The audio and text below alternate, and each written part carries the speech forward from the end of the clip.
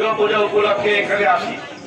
আজ থেকে না, প্রায় 35 বছর আগে থেকে আমি আপনাদের এখানে আসি এবং কথা বলি। মাঝখানে আসতে পারি নাই, কেন পারি নাই, কারা আমাকে আসতে দেয় নাই, আপনারা সব জানেন। আমি সেই আলোচনার মধ্যে আজকে যাব না। আজকে আমাদের একটাই আলোচনা, আগামী 12ই ফেব্রুয়ারি বাংলাদেশে 13তম জাতীয় সংসদ নির্বাচন অনুষ্ঠিত হতে যাচ্ছে।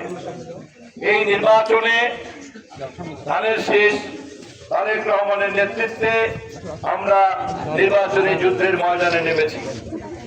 আমাদের মাতৃতুল্য নেত্রী দেশনেত্রী বেগম খালেদা জিয়া চিরদিনের মতো আমাদের কাছ থেকে বিদায় নিয়ে চলে গিয়েছেন।